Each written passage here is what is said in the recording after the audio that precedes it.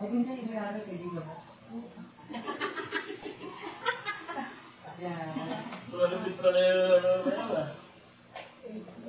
Siguro yung pagos yun. Ito nakatutok. Ano? Butangin na. Hindi na andar. Naandar na andar. Nalaksan din. Unahan ako yung general manager tsaka ng HR manager eh. Babae HR manager, yung general manager lalaki. Malaysian kasi may-ari ng kampanya na may mga malapit sa inyo, sa Facebook. Ilabas daw Madrigal lang. Sa Madrigal, doon ang office ko. Ano na, gusto na Madrigal? Oo, doon ang papasok araw-araw. Ano? Ano yun, nag-gesto ka ano? Hindi, ano siya? Mga barcode scanner, Singapore lang ang may-ari eh. Mga barcode scanner, mga client, SNR, yung mga ginagamit nila pang scanning, Pag Singapore yan, magandang management. Oo. Yun lang nga ako sabi, sir, pag-iinom ka ba? Siyempre ako, medyo paano ako. Sabi ko, ay hindi ko ba ano, sabi ko na. Kasi dito ang ano tayo, work-life balance tayo dito. Gusto lang mayari, lagi masaya tayo. Mahilig kami sa pagkain dito. Minsan every Friday, magkakainan tayo dito. Tapos yung mayari na pagkain dito, kailangan mag-inom tayo. Kasi nasa loob ng office, may aircon, may ano, may TV, may video, may... Ganun ba yan? Di ba sa Santa Rosa, hindi ko pinasukan? Ganyan, Malaysia na yan, Singapore. Oo, maano nga daw. Ano sila sa iyo ba? Gusto raw kasi nila yung ano yung sila ng pera. Kung kami doon sa ano, Los Baños, mag-iikot kami doon. Kakain muna, bago yung... Ayaw nila ng stress na ano. Pagka-holiday, wala talagang pasok. Saka ano, gawin yung sweldo. Driver ka talaga. Ano, hindi. Bali yung driver lang sabi mo. Kaya nasabi yung driver. I-deliver ko lang yung ano, scanner dun sa kliyente. Tapos babalik ako ng opisina. Kung mahirap yun, mga ano, ikaw nakatandi na sweldo. Ay, hindi na po yun. Wala na. Bibigay. Wala, ang starting ko nga lang, maliit lang, 17,000 plus lang. 17. Ano lang naman?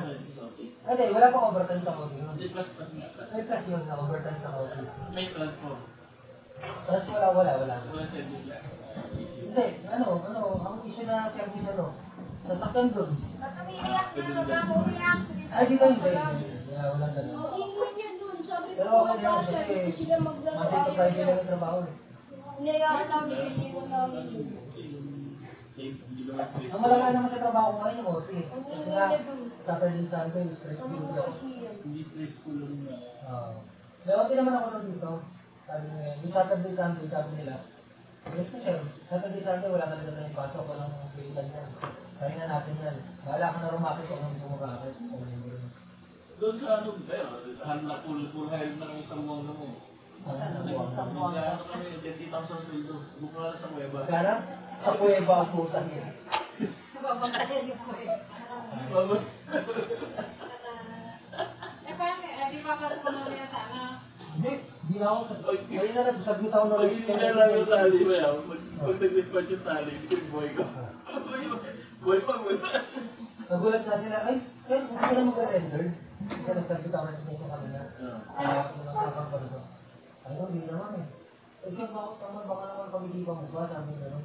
Ayusin natin kung ano schedule na ayaw mo. Sabi nga naman. Ayoko na talaga doon. Nakabuse ka, no? Nakabuse ka. Kasi saka marami ko dami ng flight, nag-aari ka na magbayari. Tapos Sabado Linggo, straight ako doon. Simula alas 3 ng hapon, hanggang 4 a.m. na madaling araw. Kasi sabi ko, hindi na talaga kaya kasi nahihilo ako eh. Makadrive ako. Baka mamaya kung mapano pa yung mga staff ko. Kaya pumayag na, mapinirma na ko din lang ko kanina. May last week pa naman ako, taka-13 lang ko.